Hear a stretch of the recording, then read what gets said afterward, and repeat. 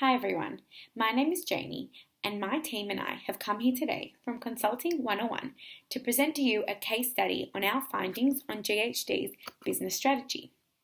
Specifically, Heidi will kick us off discussing whether GHD does have a source of competitive advantage. Next, Britt will take over explaining the economic and industry characteristics in which GHD operate. Then, Sam will perform a SWOT analysis on GHD, and finally, Oscar will outline GHD's international strategy. First, a bit about GHD. GHD is one of the world's leading professional services companies operating in markets of water, energy and resources, environment, property and buildings, and transportation. They provide engineering, architecture, environmental and construction services to the private and public sector clients. They were established in 1928 but have been around for much longer and are privately owned. They operate across 5 continents and have 1,500 people. This allows them to deliver projects with high standards of safety, quality and ethics across the entire asset value chain. They are driven by a client service-led culture in order to connect the knowledge, skill and experience of their people with innovative practices, technical capabilities and robust systems to create lasting community benefits. Committed to sustainable development, GHD improves the physical, natural and social environment of the many communities in which they operate. GHD's aim is to exceed the expectations of their clients and contribute to their success. Now I pass on to Heidi. In order to analyse GHD's internal situation and determine whether or not they have a source of sustainable competitive advantage, we need to first look at their resources. Resources are the building blocks that a company can use in order to create value, and these are split into tangible and intangible resources. GHD has a number of both. Their tangible resources are their strong financial position, their effective organisational structure, their expansive network of headquarters globally, they're represented in 135 countries, their business school for employee training, and their online services that can be used to complement work done for their clients. Their intangible resources are their strong culture of innovation, their renowned brand, their history of success with well-known and complex cases, their over 8,500 employees, their bank of extensive scientific and engineering knowledge, their empowering model of employee ownership, and their ability to cooperate with others, which is demonstrated through their multiple mergers all around the world. When resources are leveraged, an organisation creates capabilities. Capabilities are what the organisation uses to provide the services that the customers need in order to create value. GHD has a large amount of capabilities spanning across the diverse and expansive amount of specific services that they offer. We're not going to get into every single specific service that GHD offers, and instead we're going to focus on the capabilities that are core competencies of GHD. Core competencies are capabilities that serve as a source of competitive advantage for a firm. Human resources is the first one.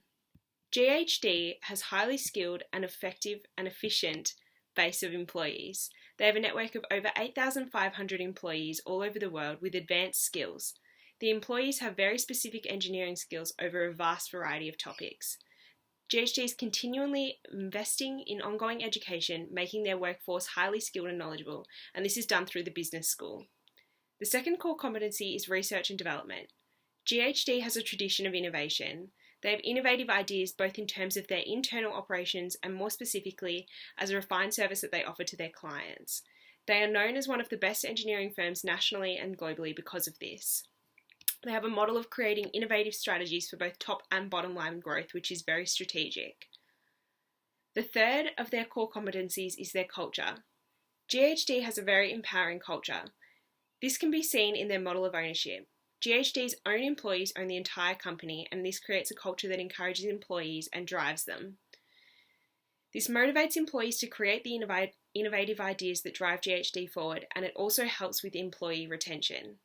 The history and tradition of innovation at GHD is seen in the work that they provide for their clients, but also as a cultural tenet for GHD's employees themselves. The fourth of their core competencies is their brand. GHD leverage their renowned brand to acquire large clients and projects. This allows them to maintain the level of innovation that they do. They also have strong management systems. In order to manage all employees over 135 countries, GHD has efficient structure that is complemented by effective information systems. And their service. GHD leverage their extensive engineering understanding and their experience with large-scale cases to offer a highly professional and effective service for their clients. Now, are these core competencies sustainable competitive advantages? The framework we are using suggests that a core competency is a sustainable competitive advantage if they are rare, meaning other competitors do not possess them, they are valuable, meaning they allow the firm to take hold of opportunities, they're inimitable, meaning they're hard to copy or expensive to do so, or they're non-substitutable, meaning they can't be trumped by another substitute resource or capability. Of the following 6 core competencies, we established that 4 are sustainable competitive advantages for GHD and 2 are not. Looking at my table, we decided that the 2 that weren't were the culture and the management systems, as they were inimitable and non-substitutable. And in the case of the management systems, they're not rare. A lot of large organisations have management systems like this, and they're not inimitable. Moving on to relevant economics for GHD, the economic segment relates to the nature of the economy that a company competes in. Generally, corporations seek to compete in economies that are both relatively stable and have high growth rates in order to help achieve adequate rates of return.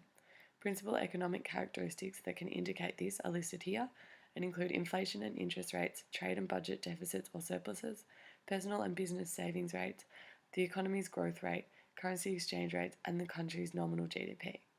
In defining what economy GHD competes in, it must be considered that whilst they are Australian owned, they operate throughout 135 countries and have offices in 11 different countries. Thus, they cannot really be defined by one singular domestic economy because the economies they are operating in vary greatly. For example, they have locations in the US, which has the largest GDP in the world and a 2016 inflation rate of 1.6%, but also have locations in PNG, which has the world's 110th largest GDP and a 2016 inflation rate of 6.8%. So the varying characteristics of the economic markets they have penetrated and operate in make it most reasonable to assume that they compete within a general global economy. Moving on to this global economy, the world's current economic environment is quite uncertain. The IMF reported that economic growth rates are slowing down almost everywhere, stating that although global growth does exist, it is at an increasingly disappointing pace. Similarly, global recession risks and deflation probabilities are also recorded as having increased, while falling oil prices and continued worry over the EU is having a significant negative impact on global GDP. Thus, the current global economy appears to be one of volatility and negativity, which would presumably have adverse effects on GHD's rate of return. However, this does not really appear to be the case, with GHD's revenues continuing to increase, reported by their CEO as having grown 20% annually on a compound basis. This is likely because despite the negative trends, the global economy is not in crisis or recession, but continued worsened economic instability and trends within the global economy would eventually have an effect on GHD, as it did in the 2008 GFC, which the CEO acknowledged in stating that the GFC had an impact. Of course, we had to try and just stabilise our business for a couple of years.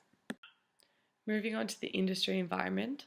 Firstly, an industry is a group of firms that offer products or services that are close substitutes, meaning that they aim to satisfy the same base customer needs. What industry then does GHD belong to, given that it offers a huge number of services across broad global markets? Well, the most fundamental and easily identifiable industry to which GHD belongs is the environmental consulting industry, and thus should be the one analysed. In analysing this industry and its characteristics, the most relevant model to use is Porter's 5 forces, as it best explains the long-run profitability of any industry. The 5 forces within this model are seen here and include threat of new entrants, bargaining power of suppliers, bargaining power of buyers, threat of substitute products or services, and rivalry amongst existing competitors. Okay, so when applying Porter's model to GHD, we first consider the threat of new entrants, which is influenced by barriers to entry. For GHD's industry, barriers to entry are high, as a firm would need to set up extensive services, infrastructure, and projects to compete, which would require large capital and essentially the creation of their own distribution channels. In terms of bargaining power of suppliers, GHD has some degree of power because its service is differentiated through things like their innovation zone and their extensive global networking, as well as having diversified industries that allow for multiple revenue streams. There is also high bargaining power of buyers, in that the typical bodies using GHD services tend to be government bodies and powerful magnate industries like mining, and such bodies tend to bring with them prestige, deep pockets, and large volume orders, all of which give them bargaining power. The threat of substitutes within GHD's market does exist, but is fairly low, as substitution would less likely be due to price and more likely due to relevant services, infrastructure, or projects offered by competing businesses, which GHD could actually work to build or develop for a customer if they feared substitution. Lastly, in terms of rivalry amongst competitors, for the environmental consulting industry, this is fairly high due to the numerous fairly equal firms that all have extensive global operations and high revenues, like GHD, CH2M, and TerraTech. Also, although the industry was worth $28.7 billion US in 2013, this was actually a decrease in growth of 0.8% and slowing growth inside its rivalry. So too does the high exit barriers of the industry and the aspirations beyond economic performance for things like wanting to lead the globe in environmentalism and sustainability, etc. Therefore, GHD's environmental consulting industry has attractive industry characteristics like high entry barriers and few substitute threats, but also unattractive ones like powerful suppliers and buyers and high rivalry amongst competitors, leading to a theoretical conclusion that the profit potential of this external analysis of GHD's environment. We believe that in terms of internal analysis, GHD's strengths far outweigh their weaknesses. Also, externally, we believe that the potential opportunities are greater than the present threats. We identified the sheer size of GHD as a key strength of the company. GHD has enjoyed a 600% growth rate since 1990 and employs over 8,500 people across 5 continents. GHD has a staff retention rate of 88%, which is particularly impressive. Another strength of GHD is their vast financial resources. In 2016, GHD made a profit of $1.68 billion.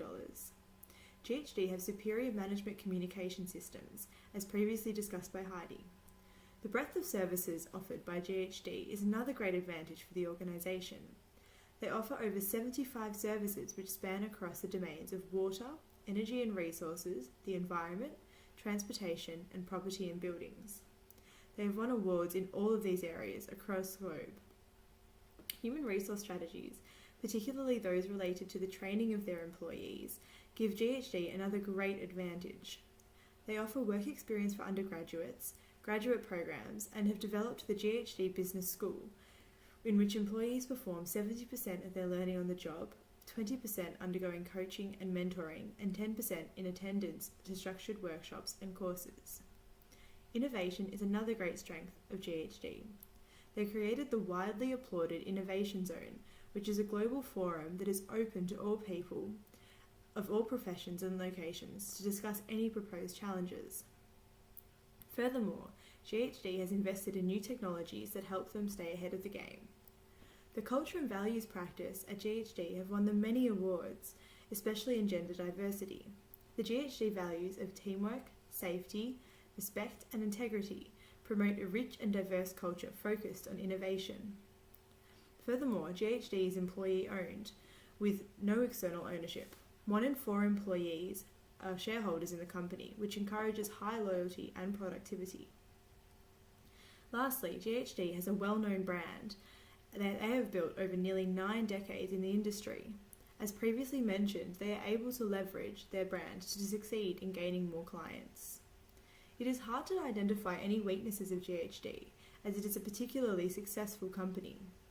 We identify potential issues as the possibility of overreaching due to the sheer size of their organisation, as it may be hard for GHD to maintain their excellent standards, culture and values across 135 countries and territories. However, due to their many awards and good reputation, it seems that they have this under control. Externally, GHD have exploited many opportunities that are likely to be available long term. The trend of globalisation means that more countries are developing greater infrastructure and therefore are more likely to require GHD's consulting services. Globally, there's also a trend towards sustainability and environmental awareness, which is a potential opportunity for GHD to provide the most sustainable and environmentally friendly services through their innovative technology, and therefore may be more appealing as consultants. This also leads on to climate change. GHD's consultant work involves advising communities on how to best cope with climate change in areas such as restoring nature reserves and water habitats. Lastly, GHD must seek opportunities with other companies looking to merge, as this is how GHD expands its business. And finally, potential threats facing GHD include the downturn in economic conditions across the globe. This may mean that governments are less likely to spend large amounts on consultancy for expensive infrastructure projects. This relates to the change in demographics. With an ageing population, government focus and funding may shift to other areas such as healthcare. GHD also faces risk of skills shortages, which could potentially impact standards of practice. Environmental and safety concerns also impact the work of GHD in the environmental sector. And lastly, the international scale of GHD requires them to face differing rules and regulations in every domestic market in which they operate. Therefore, they must cater to this difficulty. Now we'll pass on to Oscar, who will be discussing GHD's international strategy. A firm's international strategy can be characterized based on its relative emphasis on the following two dimensions. 1. The need for global integration, where strategy is determined by the Home Office with coordinated resource sharing across units. And 2. The need for local responsiveness, where individual country units need flexibility to choose their own strategies. A global strategy is where a company employs the same basic competitive approach in all countries where it operates and sells the same products everywhere. This represents a think global, act global approach. A multi-domestic strategy is where a company varies its product offering and competitive approach from country to country, representing a think local, act local approach. GHD, however, pursues a transnational strategy. This is a think global, act local approach that incorporates elements of both multi-domestic and global strategies. There are a few key characteristics of GHD that lead it down the path of a transnational strategy. Firstly, global coordination and control of GHD is centralized. This is evident from their website, in which it states, "The Executive Management Group is led by our CEO and tasked with developing and implementing our strategy." It also manages the company's operations with the support of the leadership team. However, the operations of GHD requires local flexibility due to the fact that it delivers projects in more than 135 countries, all of which have different resources and infrastructure systems. Therefore, some decision-making and expertise would have to be in the hands of regional management. Also, GHD states on its website that it has developed a client service-led culture that spreads throughout its global network. It states that its culture and values empowers its people to represent the company at a local level. In other words, GHD sets the framework for how it wants its projects to be performed, but it is ultimately up to the regional management and employees to actually apply GHD's values when performing specific activities. Furthermore, GHD's main entry mode for internationalization is through mergers. For example, in 2014, GHD merged with CRA, a 3,000-person multidisciplinary engineering, environmental, construction, and information technology services firm based in North America. Once merged, the two companies began to operate under the name GHD. The theory behind the merger was that CRA's strengths in the private sector in North America was an excellent fit for GHD's strategic plan, and GHD's global footprint and technical skills filled much of CRA's strategic objectives. In other words, GHD is thinking globally by internationalizing to a different part of the world, and at the same time acting locally as they are joining forces with an organization that would have more specialized knowledge of the region. This allows GHD to have centralized control towards the top level, but also allows top-level managers to be able to trust in the proficiency of the former CRA employees who are now working for GHD. GHD has said that a major driver for diversification and growth is its relationship with clients and the desire to position themselves in locations where they are likely to invest. So far, it appears that the transnational strategy that they have employed has been effective, and it is likely that they will continue to grow in the future. Thank you, Oscar. My consultants and I have discussed a range of factors regarding GHD's business strategy, which has proven to be very strong and a key factor in their success. By looking at GHD's tangible and intangible resources, we established GHD's capabilities and their core competencies. We focused on their core competencies of innovation, culture, service, management systems, human resources, and brand. We found that using the VRIN framework, that GHD has a sustainable competitive advantage in these 4 areas. The principal economic characteristics of the global economy that GHD operates in tend toward negative trends, like slowing growth rates and increased recession. However, this appears to not have affected GHD, as their revenue remains increasing, although if these factors continue to get worse, it would eventually impact GHD. Additionally, the principal characteristics of the environmental consulting industry that GHD operates in feature both attractive and unattractive characteristics according to Porter's model, and thus leaves the profit potential of the industry uncertain. From the SWOT analysis that we conducted of GHD, it is likely that internally the strengths outweigh their weaknesses, and it can be concluded that GHD is a stable and strong company that enjoys a competitive advantage against its rivals. Externally, there are many opportunities facing GHD as well as threats. It could be suggested that GHD is well equipped to exploit any available opportunities. Lastly, the threats facing GHD are industry-wide, and we believe that GHD should be able to survive any threats and maintain their strong position. As Oscar mentioned, GHD has a transnational strategy with centralised control, but also needs local flexibility. This is demonstrated through their main entry mode into other countries with its mergers. We thank you for your time, and we hope you have a bit more insight into GHD's business strategy.